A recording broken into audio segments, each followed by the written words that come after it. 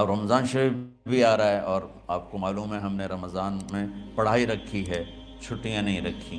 جب میں نے حسنین شروع کیا 1999 میں، تو اللہ نے میرے دل میں یہ بات ڈالی کہ رمضان تو علم کا مہینہ ہے، انا انزلناہ فی لیلۃ القدر، اور چاروں آسمانی کتابیں رمضان میں اور سارے صحیفے رمضان میں۔ پتہ نہیں اللہ کو کیا پسند تھا اس مہینے کا۔ حضرت ابراہیم علیہ السلام پر چھوٹی کتابیں اتریں یکم رمضان کو، حضرت موسیٰ علیہ السلام پر تورات اتری 2 رمضان کو، حضرت داؤد علیہ السلام پر زبور اتری 6 رمضان کو، حضرت عیسیٰ علیہ السلام پر انجیل اتری 12 یا 18 رمضان کو، اور اللہ کے نبی پر قرآن اترا فی لیلۃ القدر، لیلۃ القدر میں اترا۔ تو سارا آسمانی علم رمضان میں اترا۔ سارے مہینوں کے نام عربوں نے رکھے، محرم، صفر، ربیع الاول، ربیع الثانی، جمادی الاولیٰ، جمادی الثانی، رجب، شعبان، رمضان، شوال، ذوالقعدہ، ذوالحج۔ اس میں جو رمضان ہے یہ نام اللہ نے رکھا، باقی مہینوں کے نام تو رکھے عربوں نے۔ پھر ان کی زبان پہ اللہ لایا رمضان، چونکہ ابھی تو دنیا بھی نہیں بنی تھی اور اللہ نے قرآن کی تلاوت فرمائی تھی، تو اس قرآن میں تھا شہر رمضان الذی انزل فیہ القرآن۔ تو رمضان کا نام اللہ نے پہلے سے چن رکھا تھا، پھر ان سے رکھوا دیا۔ رمضان کہتے ہیں رمض یرمز، جل جانا، جل جانا۔ رمضان کو رمضان کیوں کہتے ہیں؟ کہ اس میں گناہ جل جاتے ہیں۔ مسلمان پہلا روزہ رکھتا ہے اور اس کے گناہ اللہ جلانا شروع کرتا ہے، اس کی بھوک پیاس کی آگ میں گناہوں کو ڈالتا ہے، جلاتا ہے۔ آخر 29 رمضان یا 30 رمضان آخری رات اللہ تعالیٰ اس کی پچھلے سال کے سارے گناہ معاف فرما دیتا ہے۔ تو اس کو اس سے تشبیہ دی گئی کہ جیسے جلنے سے چیز ختم ہو جاتی ہے، رمضان کے روزے کی بھوک اور پیاس کی تپش سے اللہ تعالیٰ پچھلے سال کے سارے گناہوں کو معاف فرما دیتے۔ تو مجھے خیال آیا اس وقت جب ابھی بالکل کزرع اخرج شطأہ تھا، ہمارے مدرسے کی مثال کزرع اخرج شطأہ، دعا کرو اللہ تعالیٰ فاستغلظ فاستوی علی سوقہ اسے بنا دے۔ امید تو ہے کہ کچھ شکل اللہ نے بنا دی، اللہ اسے پوری دنیا میں پھیلا دے۔ میری تو تمنا ہے کہ ایک ایسی مثبت سوچ کے علماء کے اللہ میرے ذریعے سے تیار کروا دے جو امت کو جوڑنے والے ہوں، توڑنے والے نہ ہوں۔ کتنا ظلم و ستم ہے کہ پیسے بھی لیتے ہیں اور امت کو توڑ کے چلے جاتے۔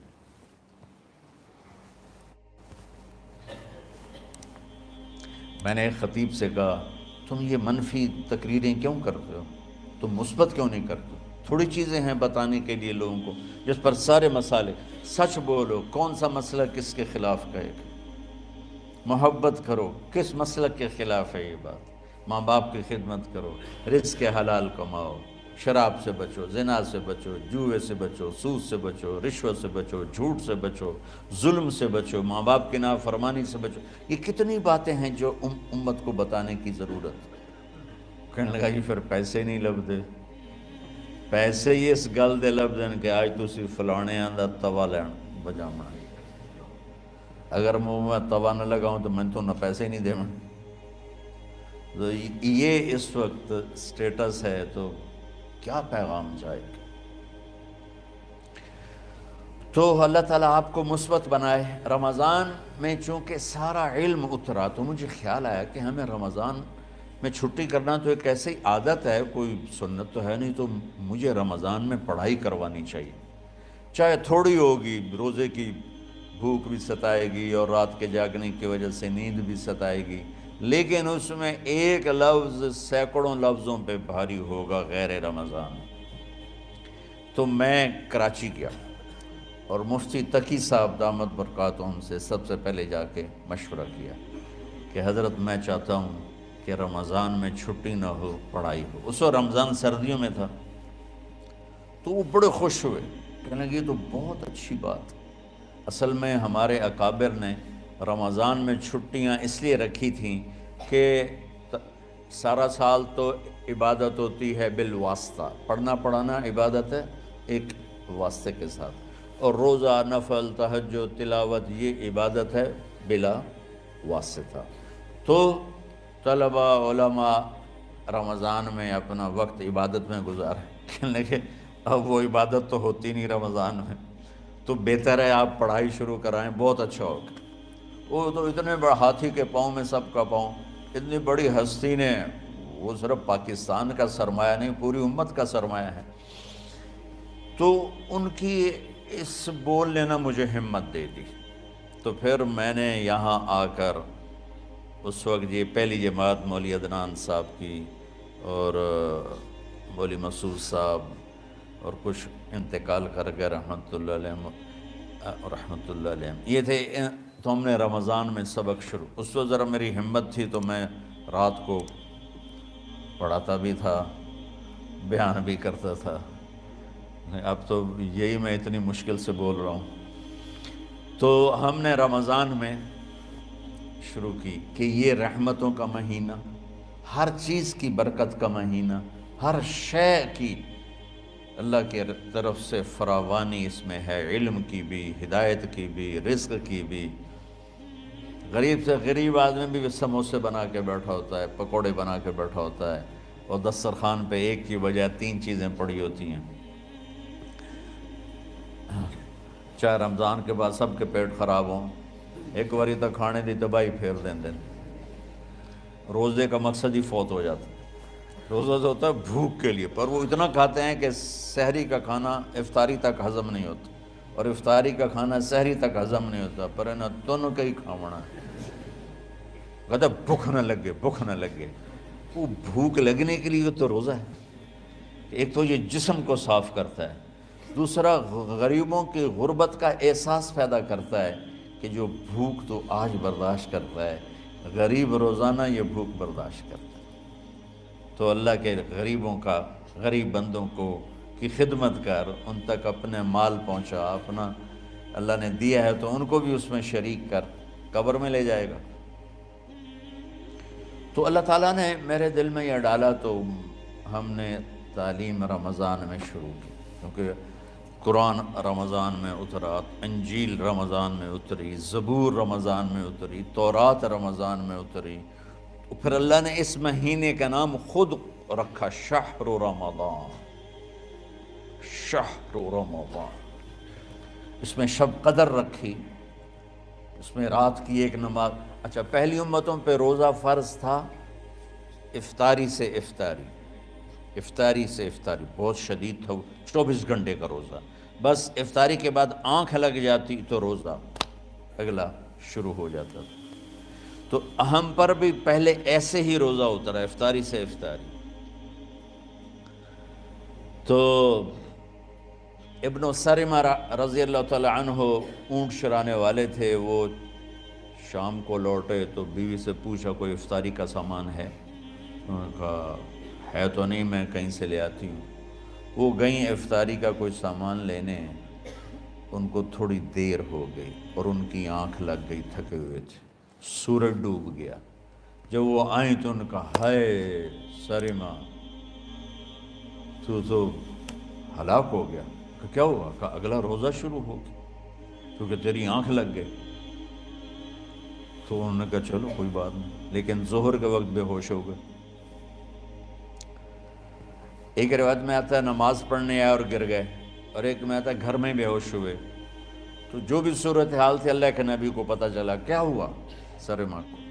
کہا جی وہ افطاری کر نہیں سکے تو روزہ شروع ہو گیا تو بے ہوش ہو گئے۔ تو اللہ کے نبی رنجیدہ ہوئے، تو اللہ تعالیٰ نے قرآن اتار دیا، چلو میرے محبوب ساری رات کھاؤ، حتیٰ یتبین لکم الخیط الابیض من الخیط الاسود من الفجر، کہ میرے محبوب صبح صادق تک آپ کی امت کو اجازت ہے، کھاؤ۔ پہلی امتوں پر افطاری سے افطاری، لیکن ان کی نماز تراویح نہیں تھی، تو ہمیں اللہ تعالیٰ نے دیا سحری تک، پوری رات۔ اچھا ایک صحابی آئے، یا رسول اللہ میں تو مارا گیا۔ آپ نے کہا کیا ہوا؟ کہا میرا روزہ تھا، میں بیوی کے پاس چلا گیا۔ آپ نے کہا تو پھر تو غلام آزاد کر، کفارہ دے۔ کہا جی میں تو خود غریب آدمی ہوں، غلام کہاں سے آزاد کروں، خریدنا پڑے۔ آپ نے کہا 60 مسکینوں کو کھانا کھلا۔ کہ میں آپ مسکین میں کنوں کھانا کھلاؤں؟ آپ نے فرمایا پھر آخری ہے کہ 60 روزے مسلسل رکھنے ہوتے ہیں جو کفارے کے ہوتے ہیں۔ وہ کہنے لگا ایک روزے چاہے کم کیتا ہے، 60 روزے اچ میں کی کروں گا؟ تو آپ نے فرمایا اچھا ٹھیک ہے بیٹھ جا۔ بیٹھ گئے۔ تھوڑی دیر ہوئی تو ایک انصاری صحابی کھجوروں کا ٹوکرا لے کر آیا، یا رسول اللہ یہ صدقے کی کھجوریں ہیں، تقسیم فرما دیں۔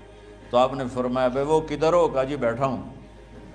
آپ نے کہا ادھر آ، یہ کھجوریں لے جا اور 60 گھروں میں تقسیم کر دے۔ سبحان اللہ، اللہ نے اس امت کو لاڈ لڈائے ہیں، یہ اللہ کی لاڈلی امت۔ عجیب واقعہ یہ، کہنے لگا یا رسول اللہ، اللہ کی قسم مدینے میں مجھ سے غریب کوئی نہیں، آپ ایسا کرو یہ میرا کفارہ مجھے ہی صدقہ کر دو۔ تو آپ اتنا ہنسے کہ یہ آخری دانت نظر آنے لگے۔ بہت کم ایسا ہوتا تھا، فَضَحِكَ حَتَّى بَدَتْ نَوَاجِذُهُ، ایسا ہنسنا آپ کبھی کبھی ہنستے تھے کہ آخری دانت پورا منہ کھل جائے۔ تو آپ اتنا ہنسے کہ آخری دانت تک نظر آنے لگے۔ تو آپ نے کہا اچھا جا لے جا تیرے واسطے، لیکن یہ صرف تیرے لیے اور کسی کے لیے نہیں ہے۔ تو جب ایسی خیانت ہوئی تو اللہ تعالیٰ نے دوسرا حکم بھی اتار دیا، باشروہن، کہ تمہارے لیے بیوی بھی حلال ہے، کھانا بھی حلال ہے جب تک صبح صادق نہیں ہو جاتی۔ لیکن اللہ نے ہمیں ایک نماز عطا فرما دی جس کو ہم آج صلاۃ التراویح کہتے ہیں۔ میرے نبی کے زمانے میں اسے قیام اللیل کہا جاتا تھا۔ تراویح کا نام کب پڑا اس کا تو مجھے پتہ نہیں، کہیں نہ کہیں لکھا ہوگا، لیکن صحابہ کے دور میں اس نماز کا نام تھا قیام اللیل۔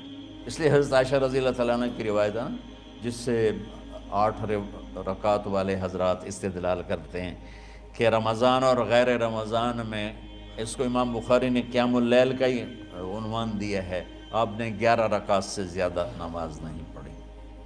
ایک ضعیف روایت میں ہے کہ آپ نے 3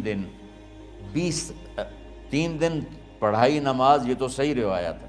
کتنی رکعت پڑھائی؟ تو ایک ضعیف روایت میں ہے کہ 20 رکعت پڑھائی۔ اچھا ضعیف روایت سے عبادت ثابت نہیں ہو سکتی، حکم شرعی۔ تو جب حضرت عمر رضی اللہ تعالیٰ عنہ نے سب کو، اب میرے نبی کے دور میں 3 دن کے بعد آپ تو آئے نہیں کہ کہیں فرض نہ ہو جائے، تو صحابہ اپنے طور پر قرآن سنتے تھے ٹولیوں میں۔ صدیقی دور میں 2 سال وہ فتنوں میں گزرا، تو اس میں بھی اسی طرح چلا کہ ٹولیوں میں ہوتے تھے۔ حضرت عمر رضی اللہ عنہ کے زمانے میں حکومت مضبوط ہو گئی، طاقتور ہو گئے، تو ابتدائی سالوں میں نہیں، چند سالوں کے بعد اب مسجد میں تشریف لائے تو لوگ اس طرح کوئی 4 ادھر 4 ادھر 5 ادھر 10 ادھر 20 ادھر، تو کہنے لگے ان کو ایک ہی امام پہ جمع کر دیا جائے تو کتنا اچھا ہوگا۔ تو آپ نے سب کو اکٹھا کیا اور ابی بن کعب رضی اللہ تعالیٰ عنہ کو امام بنایا اور سب کو ایک نماز پہ جمع کر کے 20 رکعت کا حکم عطا فرمایا۔ تو حضرت عمر کا یہ عمل اس حدیث کو مضبوط کر دیتا ہے کہ چونکہ میرے نبی نے کہا علیکم بسنتی و سنت الخلفاء الراشدین من بعدی، کہ میری اور میرے خلفاء راشدین کی سنت پر مضبوطی سے عمل کرنا۔ تو حضرت عمر کا جو 20 رکعت طے کرنا ہے، اگر ان کا اپنا اجتہاد ہے تو بھی ہمارے لیے عمل کے لیے کافی ہے، اور اگر ان کو یہ یاد ہے کہ میرے نبی نے 20 پڑھی تھیں تو اور زیادہ اچھی بات ہے۔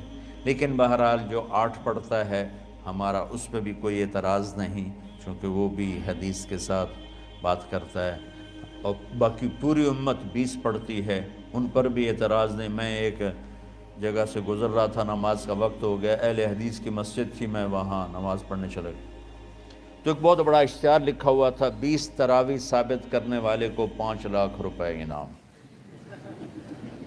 کہ کس قدر بے وقوفی ہے اور کس قدر احمقانہ یہ امت کی باتیں ہیں